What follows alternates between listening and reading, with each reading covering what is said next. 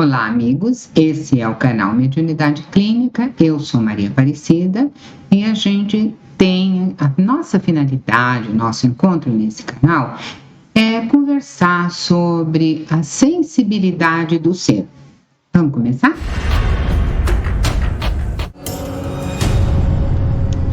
Você sabe que, dando continuidade à série que estamos falando da Iemanjá, dos contos, das crenças, dos rituais, né? Nós vamos caminhando e hoje nós vamos falar da visão arquetípica da Grande Mãe, né? Como que é essa história? Então você já sabe que a Iemanjá, ela faz um desses arquétipos, um desse potencial, uma dessas energias que a gente tem lá dentro. Se você não assistiu às aulas anteriores, a gente já tem falado um pouco sobre o conceito de arquétipo, assiste lá. Mas a gente vai trazer outros exemplos de arquétipo, só assim, correndo, rapidinho, para você entender, né? Por exemplo, pai, o arquétipo do pai, ele... Em todo lugar do mundo existe, a pessoa sabe o que é pai, o que é paternidade.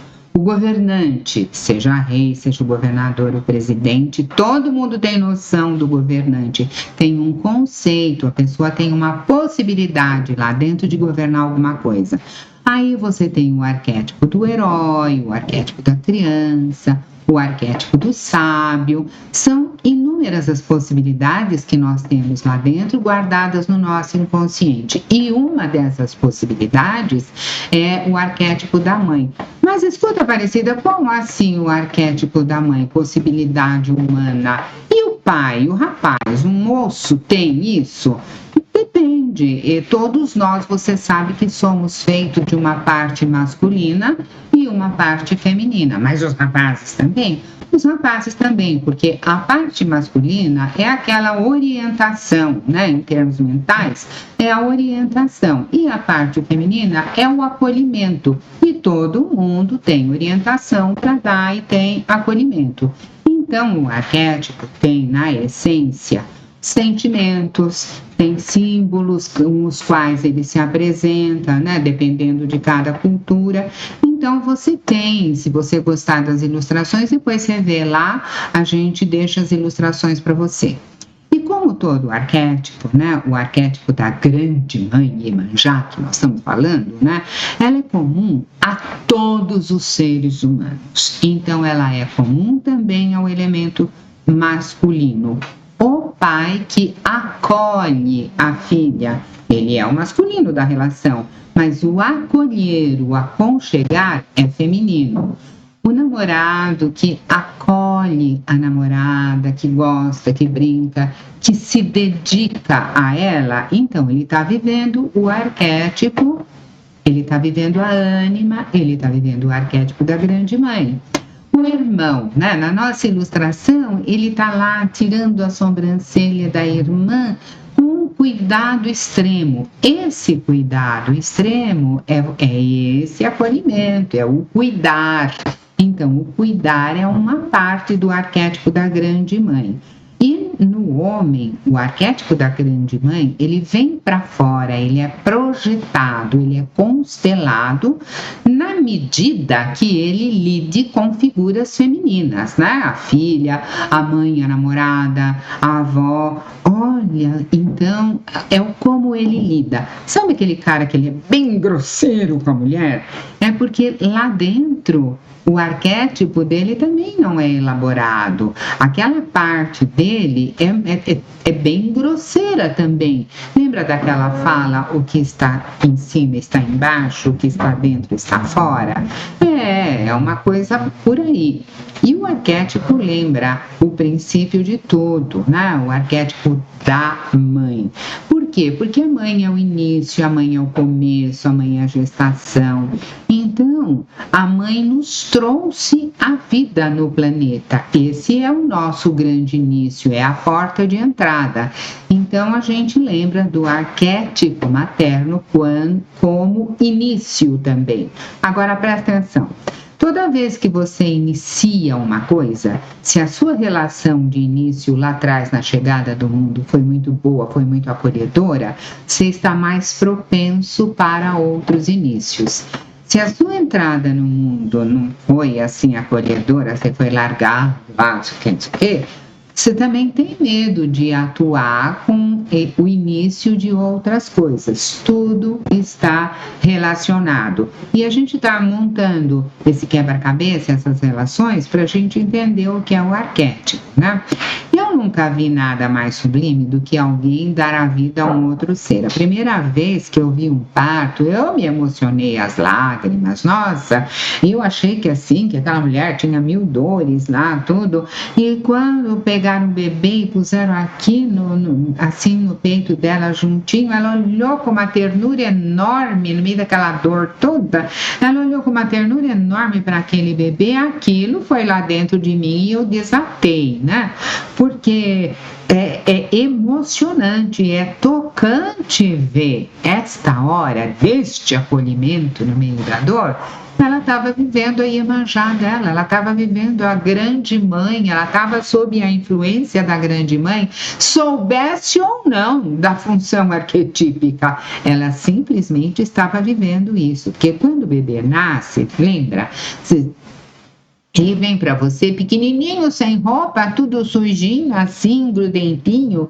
Ele está desprotegido nesse novo mundo. Ele saiu de uma camada de proteção aqui dentro e ele está desprotegido. Ele requer cuidados e ele é lá o pequenininho. Depois você precisa amamentar o seu bebê. Então a mãe é quem nutre. A mãe vai proteger esse bebê dos perigos do mundo, né? Na medida em que a criança começa a andar, quem está lá dando a mãozinha para ele andar? A mãe. Às vezes não é a mãe, é a tia, a avó. Não importa, tem alguém fazendo este papel da grande mãe e o menino está recebendo esse cuidado, essa proteção. Então, o cuidado está ligado ao arquétipo da maternidade, da grande mãe.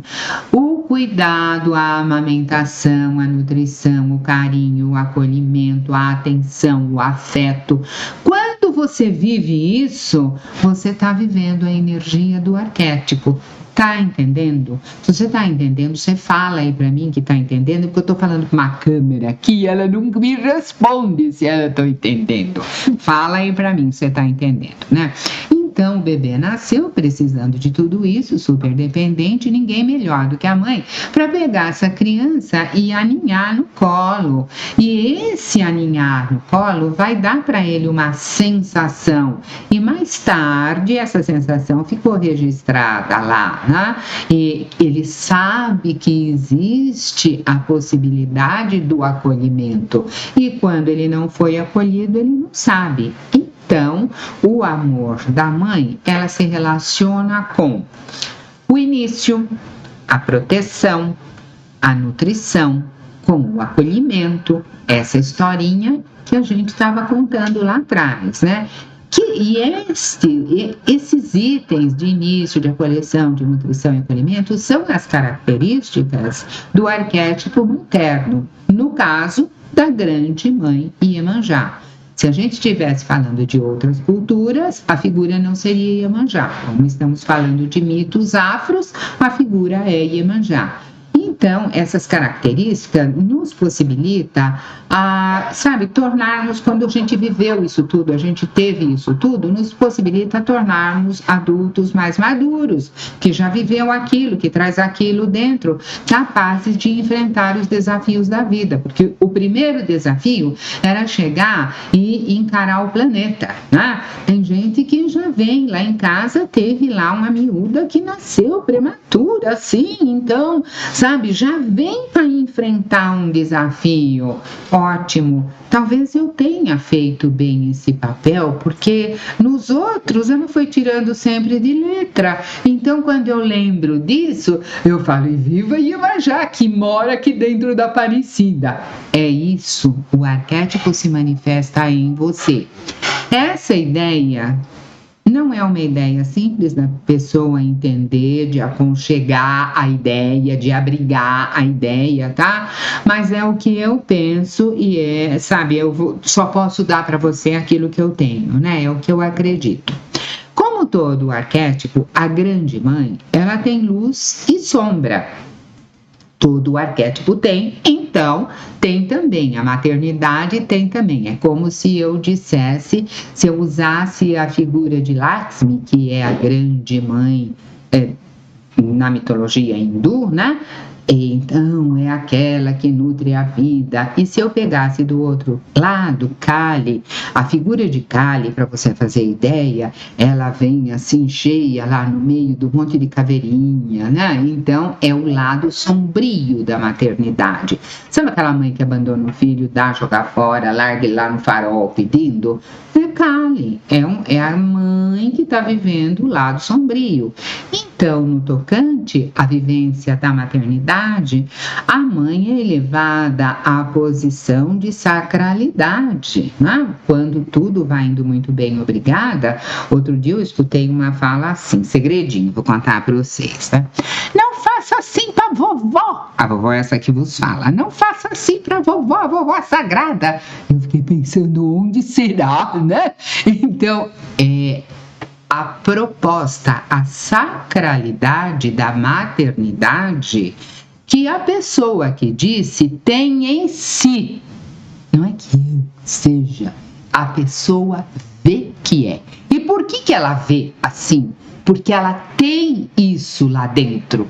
Só reconhece quem conhece, quem tem. Então, você vai percebendo no cotidiano, na fala, no pito que passa no filho, na brincadeira, o quanto a pessoa vive o arquétipo da grande mãe lá dentro, né? Então, esses seres são dados para a mãe, e se você olhar, há mesmo um ato de sacralidade, porque ela os traz à vida, depois ela os cria, os nutre, os educa e os entrega ao mundo, os entrega a si mesmo para irem viverem a sua vida lá.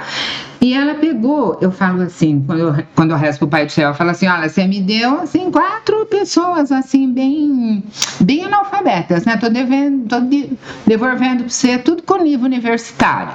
O que é mais pobre tem 3, 4 níveis universitários lá em casa. Então, é uma coisa meio brava. É uma coisa, assim, você ajuda essa transformação. E aí você devolve aquele bebê à vida, aquela vida, a grande vida, na condição de caminhar sozinho. Sabe, você se sente compensada. Esse se sentir compensada é assim, vivi o arquétipo da grande mãe aqui e estou muito feliz com isso, né? Mas nem tudo é assim, porque tem o lado cintilação e o lado carbonização, o lado luz e o lado sombra. Então, você tem aqueles elementos negativos que a grande mãe também tem.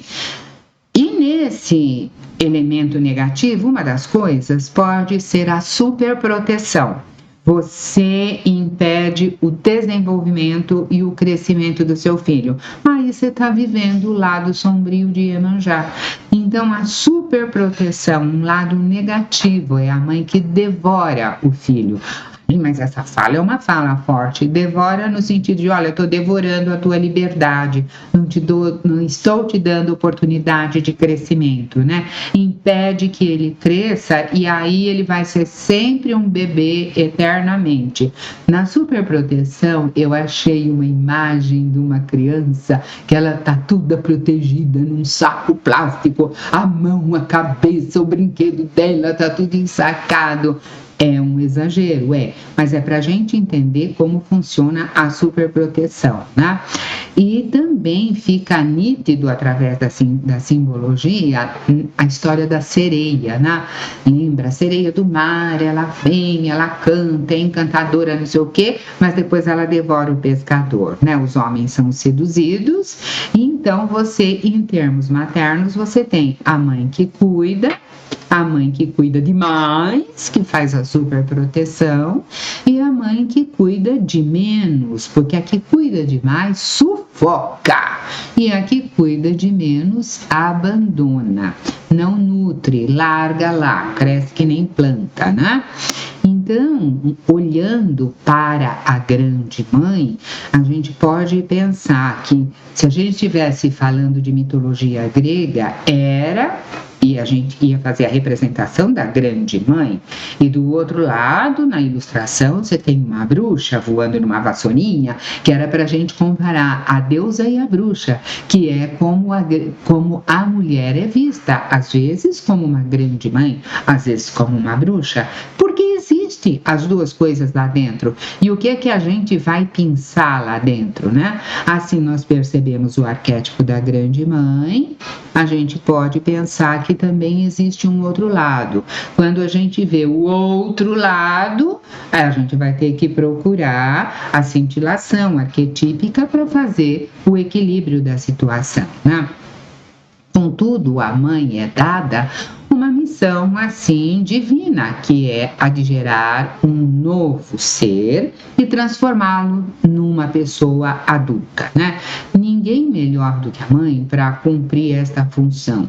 Para as mulheres que cumprirem esta função, o aspecto importante é o amor maternal. O mito expressa isso através da vivência. Então, você tem fases que você vive com o piquitito, você vive de um jeito, você os aconchega de uma forma. E fases que eles cresceram, todo mundo já voou, já está fora do ninho, mas de vez em quando ainda se aconchega no abraço materno. Então, é uma outra fase que você vive, né? Você vai passando, você incorpora Iemanjá e dá um grande abraço na sua família, né?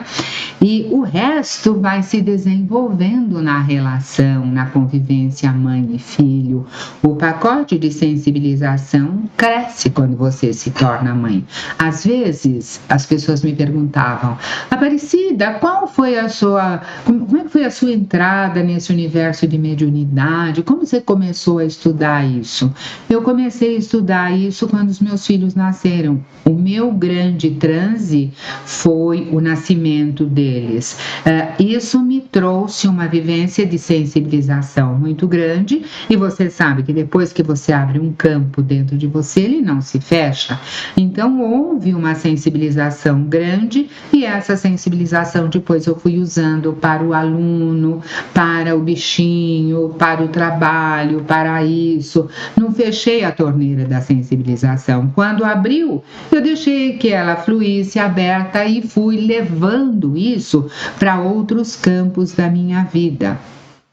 Então, a nossa reflexão enquanto mães lá dentro, sendo mãe, pai, tia ou avó, não importa, você tem esta força lá dentro, você tem esse potencial, é disso que eu estou falando. E a nossa reflexão recairá sobre o arquétipo da grande mãe, o arquétipo da criança, porque quando nasce uma criança, nasce também uma mãe. E a mãe que adota? É a mesma coisa. Ela adota com afeto, com coração, com carinho, com ternura, senão ela nem vai buscar para adotar, né?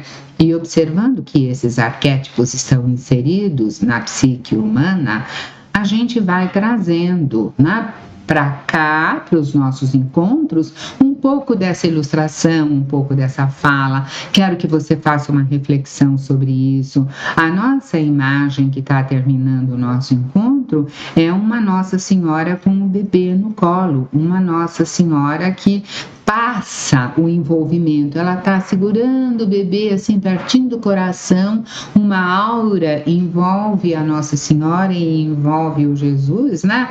Então, passa uma ideia de preservação, de contenção, de envolvimento, de proteção, de nutrição, porque ela é maior, ela é adulta, ele é pequeno, né? E tudo isso pertence ao reino maternal. E quem toma conta do reino maternal? Iemanjá. Tudo é por aí, né? E essa Nossa Senhora que eu estou me referindo é Nossa Senhora do Bom Conselho, para quem conhece. Quem não conhece, depois vai olhar, né? É muito bonita, inspira tudo isso. E vai ficando para a gente que essa inspiração é coisa de você estar fazendo contato com essa força que a vida deu para gente. A relação entre a criança pequena e a mãe que você absorve, que você traz, que você nutre também dentro de você, vai caminhando. E essa relação o homem, enquanto humanidade, tem com a Terra, porque a Terra, o planeta, o acolhe, o nutre, né? A Terra recebe todo mundo, sustenta através da sua produção os caras que estão aí, e os caras derrubam tudo, as florestas aí, polui tudo, mas a grande mãe Terra, Gaia, está ainda lá, e quando nós percorremos os seus caminhos, respiramos o seu oxigênio, olhamos o verde, se sente uma coisa, né? Quando você está muito agitado no meio do cimento da cidade, né? Você vai encolhendo um pouco e fala, nossa, um pouco de campo aqui era bom. E a gente vai encerrando o nosso encontro lembrando que a Iemanjá ou as Nossas Senhoras falam da identidade e da personalidade feminina, um pedaço do feminino que mora em todo mundo, né? E você fica pensando nisso, vê quando você oferece o seu amparo, o seu calor, a sua proteção, você está vivendo isso. Quando você nutre, quando você aquece, você está vivendo um pouco desse arquétipo lá dentro. Isso é trazer a Iemanjá para o nosso cotidiano, para a nossa vida, na nossa existência aqui, no nosso trabalho, sem vela, não que eu esteja brigando com a vela, que depois eu vou falar da vela, vou falar da simbologia, né? Mas você está trazendo para a vivência, você está aprendendo um ritual novo, um ritual interno. Mas você sabe, né, que você tem que ler, que você tem que pesquisar. Se você gostou da aula, diga se gostou, compartilha isso. Se você não gostou, você fala para mim por que você não gostou, o que faltou, que eu procuro trazer numa outra vez. Estou aberta à comunicação, é o meu lado Iemanjá. Eu tenho os Exu também, os lados Exu também, tá? Mas o meu lado Iemanjá hoje está aberto, então você fala aí para mim como é. Fica com um abraço grande.